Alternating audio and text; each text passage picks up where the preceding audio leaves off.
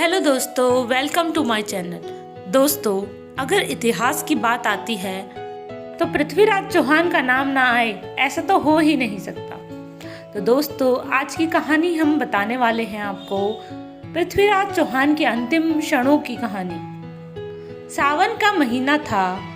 मोहम्मद गौरी ने 1,20,000 सैनिकों के साथ भारत पर आक्रमण कर दिया और किले पर किले जीतते हुए दिल्ली तक पहुंच गया।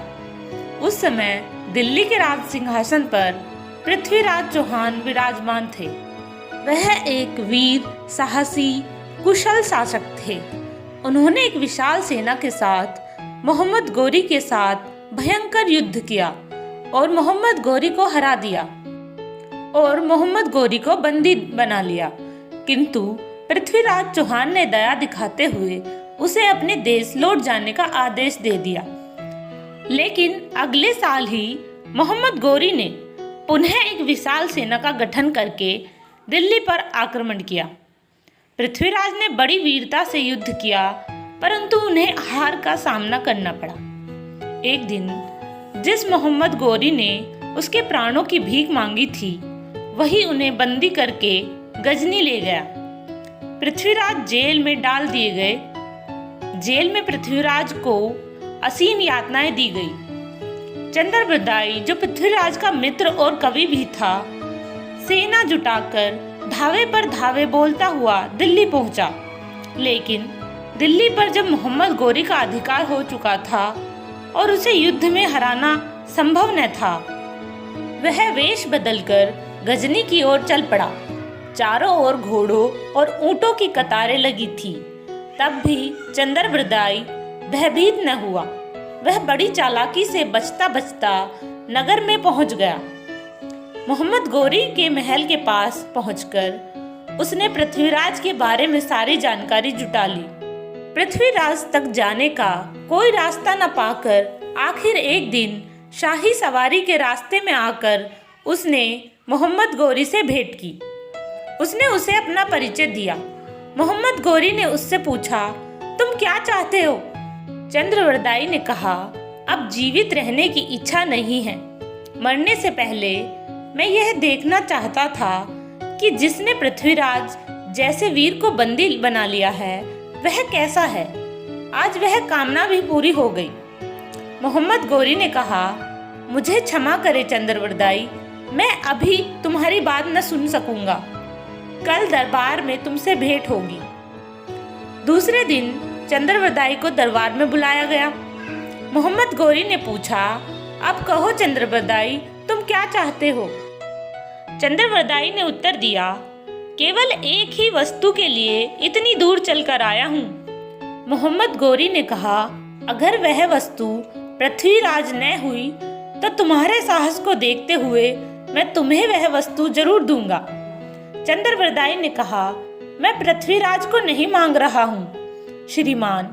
पृथ्वीराज ने अपने बचपन में शब्द भेदी बाण से एक साथ 7 हांडियां फोड़ने की प्रतिज्ञा की थी। मेरी प्रार्थना है कि आप उनकी यह प्रतिज्ञा पूर्ण कर दें। मोहम्मद गौरी ने ठहाका लगाकर कहा, पर पृथ्वीराज तो अंधा हो चुका है, वह तीर कैसे चला सकता है? चंद्रबरदाई ने कहा, श्रीमान, आप स्वयं एक अवसर देकर देखिए। मोहम्मद गौरी ने कहा, ठीक है, एक बार उसकी यह कला हम भी अवश्य देखेंगे।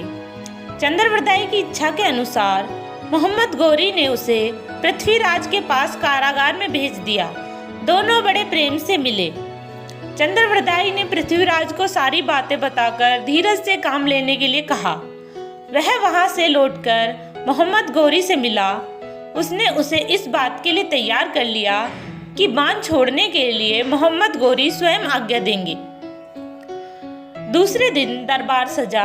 दरबार में मंत्री और सिपाही सभी बुलाए गए। मोहम्मद गौरी भी सिंहासन पर बैठ गया।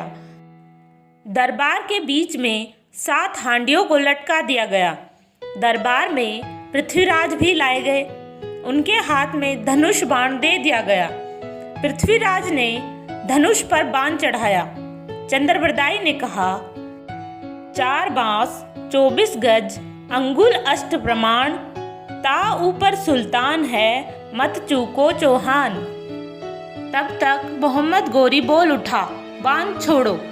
मोहम्मद गोरी के मुख से छोड़ो शब्द निकला ही था कि पृथ्वीराज का बाण उसकी गर्दन को भेदकर पार निकल गया। मोहम्मद गोरी भूमि पर गिर पड़ा। चारों ओर हाहाकार मच गया। जब तक सिपाही चंद्रप्रदाई और पृथ्वीराज के पास पहुंचते, दोनों ने कटार से एक दूसरे को मार दिया। चंद्रप्रदाई और पृथ्वीराज का यह बलिदान देश पर मिटने वालों को सदा प्रेरणा देता रहेगा। तो दोस्तों, ये थी कहानी पृथ्वीराज के अंतिम क्षणों की। उम्मीद करती हूँ आपको आज का वीडियो पसंद आया होगा। अगर आपको हमारी कहानियाँ पसंद आ रही हैं तो हमारे चैनल को सब्सक्राइब कर बेल आइकन दबाना न भूलें। Thank you.